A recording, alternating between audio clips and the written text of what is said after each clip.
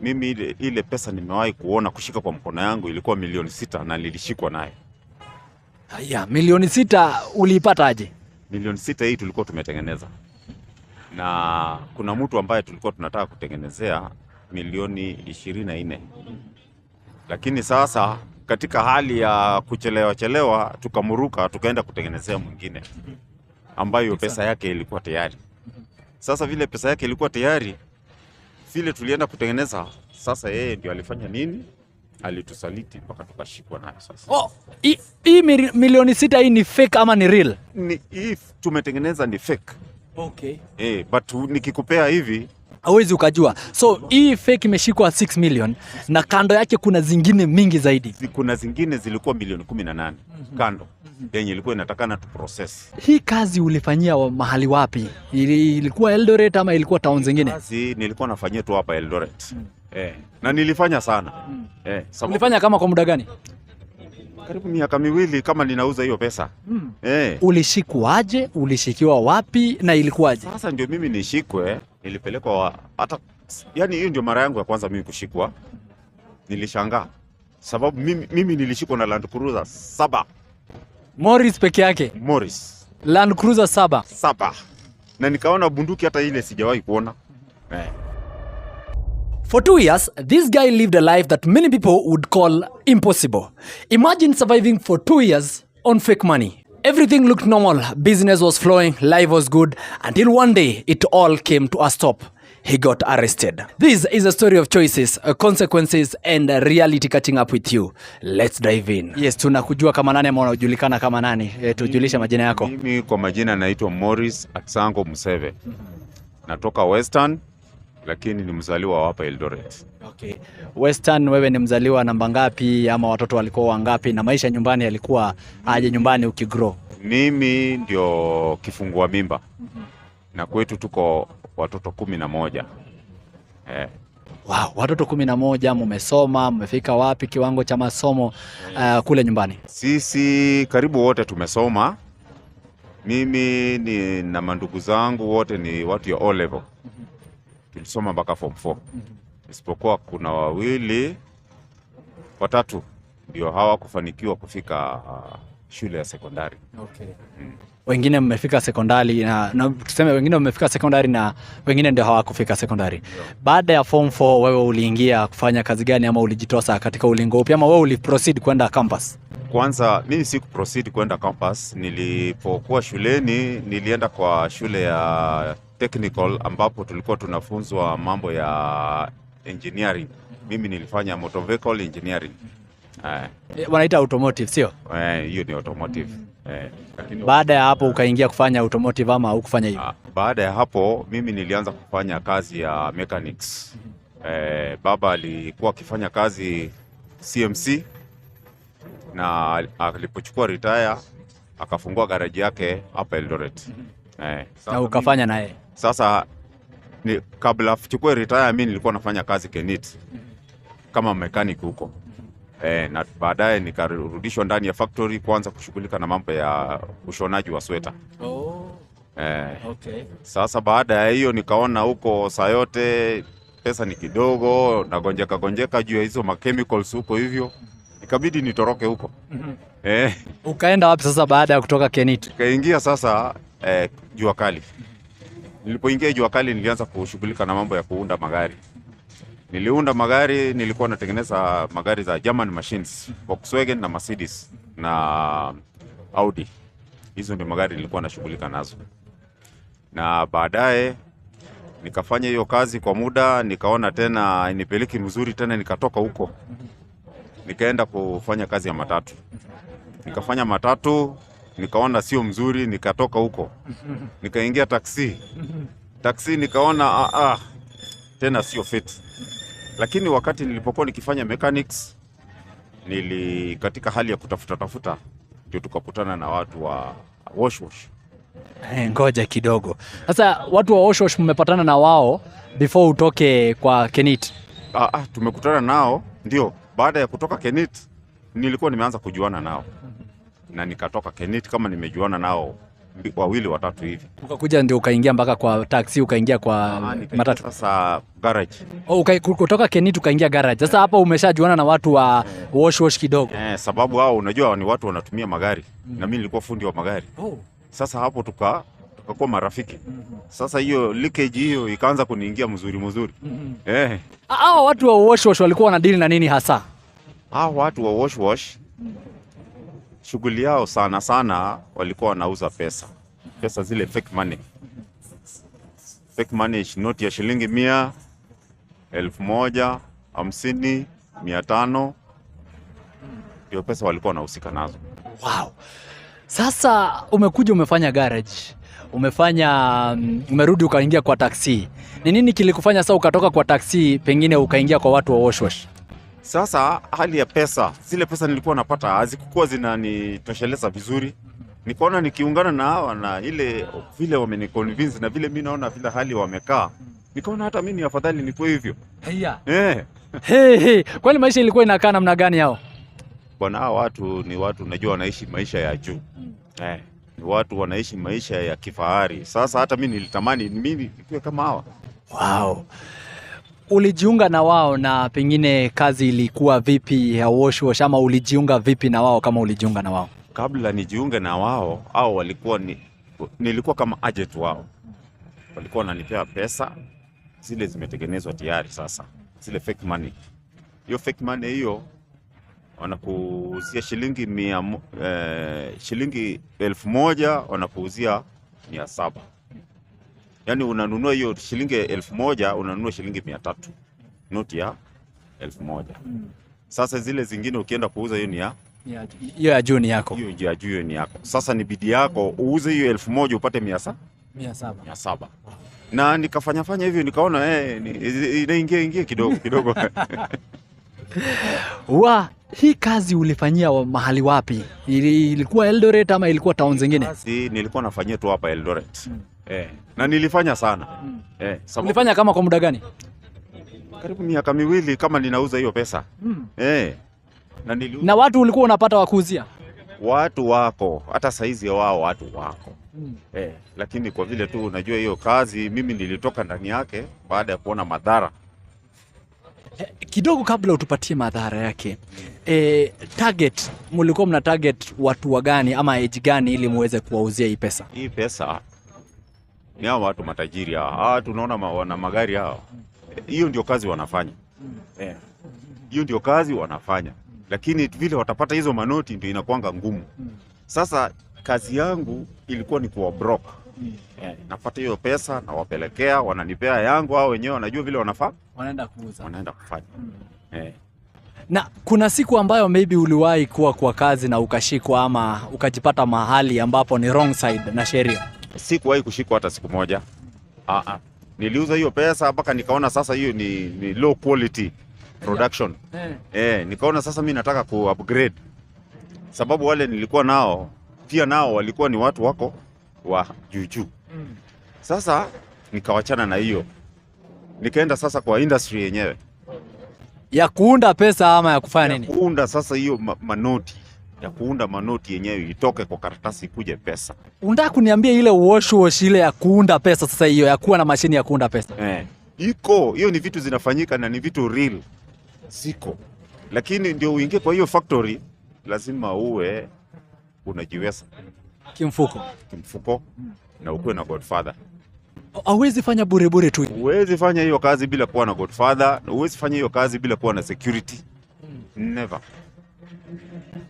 Umewacha ku broke pesa huku nje. Umeamua sasa wewe umepata godfather. Ulipata? Nilikuwa naye lakini alifariki. Aliaga dunia. Wewe ukaingia sasa kwa factory. Ni mashini utachukua ama utaenda kuunda na wao? Mashini huwezi pata. Kuna wale wako nazo.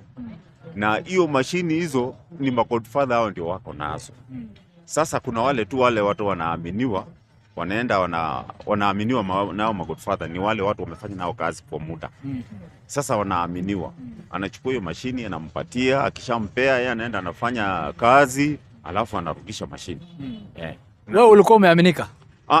Nilikuwa bado sasa ndio niko kwa process ya kwenda kufika kwa mahali pa kuaminika sasa. Okay. Sasa wewe umetuambia uliwacha. Mimi niko uliwacha saa kufanya broking. Yeah. Ukaamua kuingia kwa factory. Tupatie story sasa. Sasa hapo kupata hiyo factory, unajua watu kama kina sasa siwezi taja jina. Usimention. Sababu itakuwa ni mambo mengine ngumu. Kuna matajiri hapa Western wakubwa sana. Ndio wana run hiyo business. Kuna matajiri hapa wasingishwa hapa. Ndio wana run hiyo business. Sasa wewe kujipata ndani yake ni lazima ukuwe na channel yenye itakufikiza kwa huyo mtu. Ndio ukishafika hapo hivyo ndio utaanza kugrow pole pole. Ndio build ile trust na hao Godfather. Sasa ndio mimi nataka utupe story. Wewe uliingia, ukatuambia umeshaingia sasa kwa production. Mimi niliingia mpaka sasa kwa vile nilikuwa hapa chini, nilikuwa naweza kujua wale watu wenye iko na hizo material. Kuna material ambazo huwa zinatengeneza hiyo pesa. Ni material tu sawa. Lakini sasa zinapoundwa pesa hizo haiwezi toka pesa kamili kama ile original money. Lakini iko approximately. Yani iko percentage. Wewe nikikupea hiyo noti kutofautisha si rahisi. Lakini mimi najua hii ni mbaya na hii ni nzuri. Unajua yenye ni mzuri. Kwa sababu nimefanya hiyo kazi. Najua. Okay. Sasa ulikuwa unaifanya aje sasa wewe wakati uliingia kwa factory? Wakati nilipoingia kwa factory, wakati nilikuwa pale chini, kuna wale watu walikuwa na hizo material. Hizi materials zilikuwa zinatoka Nairobi, Delaru. Unaona? Delaru. Hiyo material ni mambo inafanyika.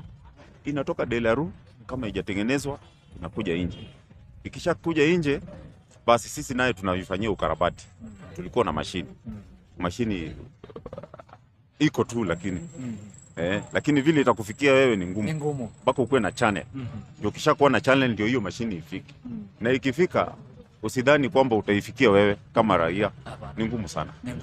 Sio rahisi. Hii sasa kupata hii material ulikuwa unafanyia hiyo factory wapi? Ilikuwa umekomboa nyumba mahali ama ni kwako ama ni wapi ulikuwa unafanyia hiyo kazi? Hii kazi kwa wingi huwa zinafanywa kwa malodging. Sasa wewe ulikuwa unafanyia wapi? Lodgings tu town hapa. Huwezi fanyia kwa nyumba. Huwezi. Na kama ni kwako ikuwe outside town. Kando na familia na watu wengine. Kando, yani hiyo ni very confidential. Highly confidential. Very very confidential. Niruhusu nikuulize hili swali. Ni nani ushawahi pengine gonga hiyo kazi ya wash? Ni pesa ngapi mingi zaidi ushawahi pata ama ushaigonga kwa hiyo kazi ya wash? Sijawahi kupata pesa mingi kwa sababu mimi ile pesa nimewahi kuona kushika kwa mkono yangu ilikuwa milioni 6 na nilishikwa nayo. Milioni 6 uliipata aje? Milioni 6 hii tulikuwa tumetengeneza. Na kuna mtu ambaye tulikuwa tunataka kutengenezea milioni 24. Lakini sasa katika hali ya kuchelewa tukamuruka tukaenda kutengenezea mwingine ambayo pesa yake ilikuwa tayari. Sasa vile pesa yake ilikuwa tayari, vile tulienda kutengeneza, sasa yeye ndio alifanya nini? Alitusaliti mpaka tukashikwa nayo sasa. Wewe ndio ulishikwa nayo ama ulikuwa na kikundi? Mimi ndio nilishikwa nayo milioni 6. Na yote ilikuwa mnafaa kutengeneza 24M, lakini huyu alikuwa na milioni 6 yenye ilikuwa tayari. Na zenye zilikuwa kando zilikuwa mingi, zilikuwa karibu milioni 18 yenye ilikuwa inatakana tutengeneze. Hii milioni 6 hii ni fake ama ni real? Hii tumetengeneza ni fake. Okay. But nikikupea hivi hauwezi ukajua. So hii fake imeshikwa 6 million na kando yake kuna zingine mingi zaidi. Kuna zingine zilikuwa milioni 18 kando yenye ilikuwa inatakana tu process. Ulishikwaje? Ulishikiwa wapi na ilikuwaje? Sasa ndio mimi nishikwe. Yule mtu mwenye ilikuwa inatakana tutengeneza yake alikuwa na kitu kama milioni 3. Sasa yeye alisikia vibaya. Aliona ni kama tumemruka na akatusaliti. Akawaripoti. Akatoripoti. Mulikuwa wapi mkishikwa ama ilikuwaje? Karen. Kwake nyumbani ama wapi? Like nauliza tu Kipkaren hapa kwa lodging. Tulikuwa tumeanza kuunda. Mulikuwa mnaundia ndani hiyo lodging? Ndio. Then what happened? I want you to utuchore hiyo picha. Mulikuwa kwa lodging, mnafanya nini alafu ili polisi wakaja? Sasa sisi tulikuwa ndani ya lodging. Mashini sasa tulikuwa tumetengeneza zile samples. Unajua hizo samples huwa kila mtu anatengeneza kama 1,100 hivi. Hizo una pocket. hiyo ni samples. Hiyo ni sample. Hiyo haihesabiki. Sasa mimi nilikuwa na 1,100 kwa mfuko kwa socks. Zile zilikuwa samples. Pure clean money. Lakini ni fake. It is clean money but It's fake. it is fake. Nilikuwa na 1,100 kwa socks. Ile tulikuwa tumefanyia testing machine. Na huko kwa lodging ndani. Then what happened? Sasa tulipokuwa tunaendelea sasa, hizi zimeletwa milioni 6 box nilikuwa nayo 6 million ambazo nilikuwa tunataka tutengeneza. Sasa wakati tulikuwa tunataka kutengeneza, tumemaliza kitu kama hizi samples tumemaliza kila mtu. Unajua wakati tunafanya sampling, hiyo ni testing the machine. Uone inatoa ama haitoi. Hizo hatiku kwa hesabu, hizo zinaenda kwa operators. Hapa hiyo ni Chebes. Sasa wakati tulikuwa tumemaliza hivyo, tunataka kutengeneza hii milioni 6 sasa hiyo box hiyo. Tukasikia kwak Milango. Unajua sisi kusikia kwak, na unajua hawa wenye mashini ni very sensitive. Mashini ishaenda. Sasa wenye wamechukua mashini ni polisi ama ni wenye mashini? Kuna wenye mashini wako na very high security. Walijua mnakuja kupatwa. Walijua, yani vile walikuja tu, walisikia hizo sijui ya wao wana sense namna gani. Vile walisikia tu hivyo, mashini ishaenda, taa ishazimwa, imeenda, si tumebaki hapo Na pesa hapa. na pesa. Mulishikwa. Ulipelekwa kotini, ulifungwa ama ulipotea tu? Mimi vile hiyo mashini ilitoka, si tukabaki sasa sisi hatuna exhibit, ni ile pesa yenye tuko nayo na ile material. Sasa nilisikia tu hao watu wakisema Morris Museve, wewe ndio tunataka. Polisi sasa. Nikashangaa maaskari walinijua namna gani. Wakasema wewe ndio tunataka. Na wakanishika. Na wakaenda na wewe. Na wakaenda na mimi mpaka Lumakanda. Na pale ukapelekwa polisi na ukafungwa ama? Nilipelekwa hata, yani hiyo ndio mara yangu ya kwanza mimi kushikwa. Nilishangaa. Sababu mimi nilishikwa na Land Cruiser 7. Morris peke yake. Morris. Land Cruiser 7. Na nikaona bunduki hata ile sijawahi kuona. Na ukawekwa ndani. Kawekwa. How long did you stay inside? Nilishikwa Lumakanda, hiyo ilikuwa kitu kama saa 4 ya usiku. Kipkaren saa 4 ya usiku. Alafu nikatolewa huko nilipelekwa karibu Webuye. Wanataka mashini. Ni mashini wanataka. Nilizungushwa huko Western, huko hata sehemu zingine zenye mimi hata sijui. Wanataka mashini. Sasa nikafikishwa Kipkaren. Lumakanda sorry. Kipkaren. Okay. Kipkaren River kwa mtoni yenyewe. Wakanishukisha. Kile walinishukisha, hiyo Land Cruiser imesimama pande hiyo, nyingine zimesimama huko. Wakaniambia sasa, wewe sema ombi yako ya mwisho Before tukumalize. Sababu hutaki kutoa mashini. Mimi nikamwambia mimi sina mashini. Mashini iko na mwenyewe. Na mashini kama hamujaishika, sasa mimi hata siwezi jua vile tunaipata. Sema namba yake. Hao watu unajua namba, akikupigia namba ya leo sio ya kesho. Sina zunguka. Huwezi kumpata. Ile ameenda hivyo na amejua kuna noma, hawezi patikana. Hawezi. Sasa hiyo mashini ilienda, mimi nikabaki na wale tulikuwa nao pale hivyo, na mimi ndio nilishikwa. Nilikuwa nauliza ulifungwa like jela, na ulifungwa muda gani? Sasa baada ya kutolewa Kipkaren na hapo hivyo kwa mtoni, nikajaribu kutishiwa pale hivyo, nikamwambia sasa mtaniua tu, sababu sasa siwezi jua mahali iko. Hiyo ni kitu huwa tunakomboa na inaenda. Sasa kwa saizi mimi siwezi sema lolote kwa sababu hakuna. Huwezi kuipata. Basi wale walikuwa pale, nikaona wakaongeleshana, wakakuja wakanishika. Kaniweka pingu. Kipkaren Lumakanda.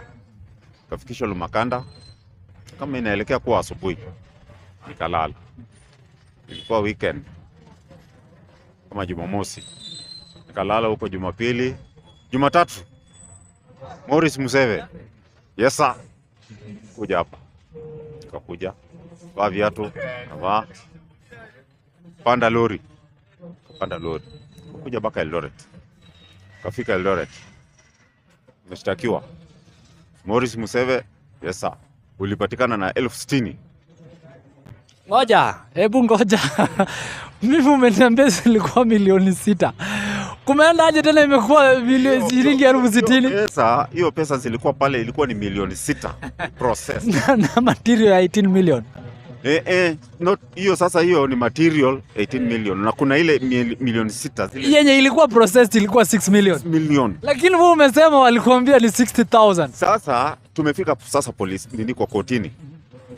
Vile tumefika kotini, ile material unajua walichukua. Zile zilikuwa zimetengenezwa milioni 6 zilienda. Na zile zilikuwa 18, hizo zilikuwa bado hazijaingia. Sasa zilikuwa bado iko nje. Na tulikuwa ndani na milioni 6. Na hizi mimi nilikuwa na 100,000 kwa socks huko. Sasa katika hali ya kuingia kwa sel tuliparaguliwa hizo zikaenda. Basi sasa vile tulifika kotini, ninahesabiwa hesabu tofauti. Ninaambiwa sasa wapi ile pesa ulikuwa nayo, fake money. Mimi nikamwambia mimi sina habari, pesa zilikuwa pale hivyo na zote zilichukuliwa. Ile milioni 6 hiyo hakuna, ile nilikuwa nayo 100 hiyo hakuna. Ile kitu nilionyeshwa kwa mesa kotini ilikuwa makaratasi ya shilingi 10,000. We 10,000? Na sasa ile exhibit yenye umesema ya 60,000. Kuna hata hiyo hawatoi. Kuna ile kitu exhibit ilitolewa kotini ilikuwa makaratasi ya black. We. Na mimi makaratasi ile tulikuwa na ilikuwa ni white de la rue. We, sawa tu. Sasa kufika kotini mimi nikaangalia hivi nikasema ai sio hii, lakini mwenzangu akaniambia hapana. Wewe kubali tu. Kubali yaishe. Nikasema ndio ni hiyo. Hiyo ndio yangu hiyo. Sasa jaji akaniambia sasa kama umekubali sasa kesi saa 8. Kurudi saa 8. Morris Museve, yes sir. Tumekupata na hatia ya kutengeneza pesa zisizo pesa marufuku ambazo zimepigwa marufuku. Fake money. Unafanya laundering. Ndio mkubwa. Fine 60,000. Ama tunakufunga 54 months. Miezi 50 na miezi 54 ni miaka ngapi? 3. Fine 5 years. Oh, 5. Oh, hey, okay, sorry. 54 months. Mbona asiseme 5 years anasema 50 more ndio ikae kidogo. 54 months. Nikasema wa. Hiyo yote. Hiyo tu. Na akarudisha kalamu chini, nikatolewa. Kapelekwa JK prison. Na ukasavu. Nikafungwa. Ile nilifungwa kakaa ndani miaka 2. Wakati hiyo Uhuru ndio alikuwa anaingia presidency. Tukakaa kidogo. Uhuru akatutoa. Mkakuwa pardoned. Tukatolewa. Nitapanga story nyingine na wewe ya utuambie your life in prison, utuambie vile prison ilikuwa, lakini leo tulikuwa na story tofauti.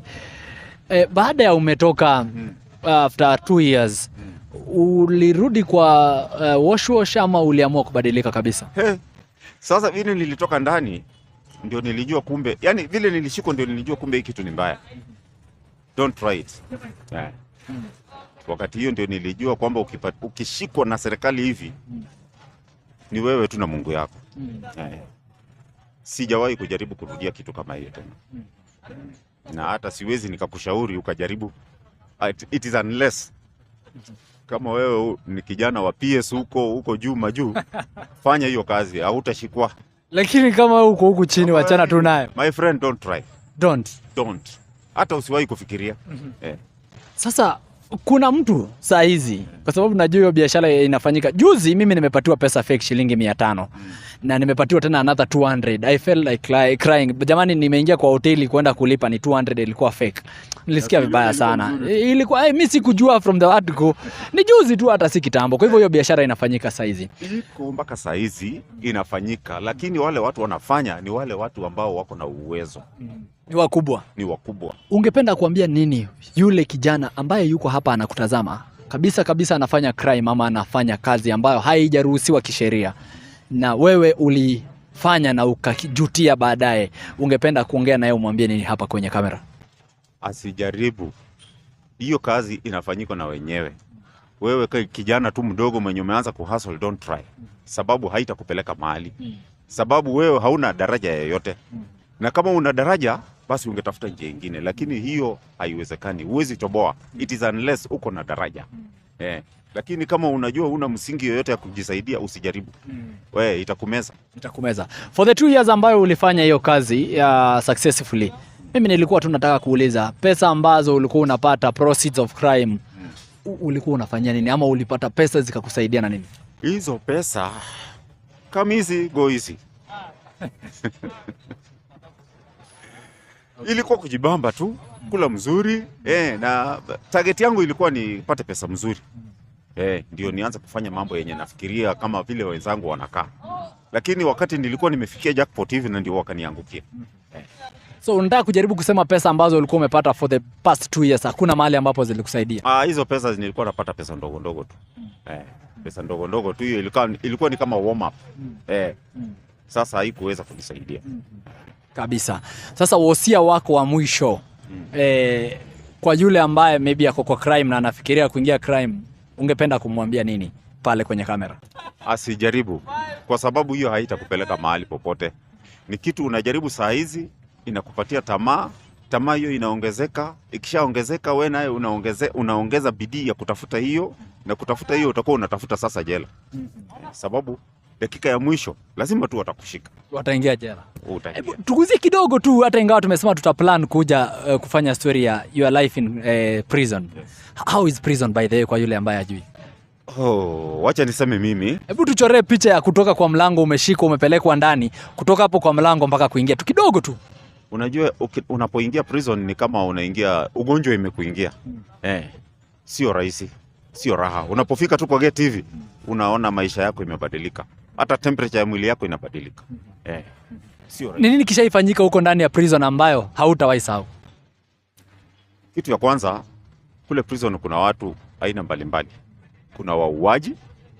Kitu ya kwanza, huyo mtu mtaenda kukaa naye pale, hawa separate. Sasa usipochungana naye hata anaweza kukuua wewe. Uko ndani bado. Sababu yeye sasa yeye ame lose hope. Na wewe unajua kama mimi nilikuwa nimeenda huko ni mambo ya pesa, natafuta pesa. Sikuwa kwa mambo ya uuaji, lakini huyu amewekwa pale ni muuaji. Sasa ukiweka naye pamoja, si unaona kuna different kubwa sana. Kuna tension kati yako na yeye. Sasa hauna usalama, hauna amani. Hiyo kitu inakusumbua. Kuna ile kitu inaitwa mental torturing. Hii inakutocha vibaya sana. Malazi, chakula. Mimi siwezi sema kwamba nilipokuwa huko ndani sikuhangaika, kwa sababu ilibidi nijichanue. Nilipofika huko nilikuwa daktari. Wa nini? Nilipokuwa huko nje, kuna wakati nilikuwa najaribu kufanya mambo ya kutibu. Sasa nilipofika pale ndani, ikabidi sasa nijichanue, kwa sababu siwezi lima, kazi ngumu hizo siwezi fanya. Nikakumbuka nilikuwa nimefanya mambo ya medicine kidogo hivi. Si mimi nikakuwa daktari. Unatibu magonjwa kubwa ama ndogo ndogo? Malaria, kichwa, hii magonjwa ndogo ndogo hii. Nikawekwa kwa hospitali. Mimi nilikuwa natibu watu. Wacha tuziende deep into that story. Mtazamaji, tutakuja kupanga story na yeye siku moja akuja tupigie story ya life yake akiwa saa prison, vile ambavyo alisurvive kule na vile ambavyo kule kuko. Hata ingawa ametuambia sio kuzuri hata kidogo. Malazi, nilikuwa nataka kujua tu malazi wengine walikuwa wanalala aje na chakula walikuwa wanakula aje, lakini mniruhusu tu tuifanye wakati utakuja, sio? Kabisa. Saizi unajishughulisha na kazi gani hapa? Vile nilitoka prison, nilikuwa grounded kabisa. Kitambo kabla sijaenda prison, nilikuwa na gari yangu. Nilikuwa na gari yangu, Volkswagen Beetle. Nilikuwa na Nissan B12. Hizo ndio magari nilikuwa nimeanza kujilelea nazo. Kwa huru pesa rudogo nilikuwa napata na. Lakini sasa nilipotoka huko, bas mambo yangu ikaharibika yote. Sasa kazi ile mimi nafanya bodaboda. Ulituambia ulikuwa umesomea mechanical engineering. Kwani hauwezi rudi tena kwa mechanic? Magari zile nilikuwa nafanya kwa wingi zilikuwa zile manual, na magari ambazo ziko saizi ni tofauti na magari ambazo mimi nilikuwa nimesomea. Sasa kuingia katika hiyo industry inakuwa ni ngumu kidogo, sababu teknoloji imebadilika. Ingawaje gari ni ile ile tu, lakini teknoloji ni tofauti. Sasa nikaona hiyo tutasumbuana, niende kwa kazi ya boda. Boda. Na ya boda iko sawa kabisa. Haya, boda hii saizi pikipiki ni nyingi sana. Ni kujaribu tu bora upate unga. Kabisa. Haya, sasa kwa sababu umetuambia crime uliwachana nayo, mambo mabaya uliwachana nayo, saizi unafanya boda boda. Ningetaka tumalizie tu na kutuambia ama useme tu crime like hailipi kabisa, umwambie shule. Crime hailipi. Muongeleshe tumwambie tu crime hailipi. Usiwahi kujaribu kitu kama hiyo. Usiwahi kufikiria jambo kama hilo, kwa sababu hailipi chochote. Badala ya kulipa inakukula, inakumaliza wewe kabisa. You will find yourself nowhere.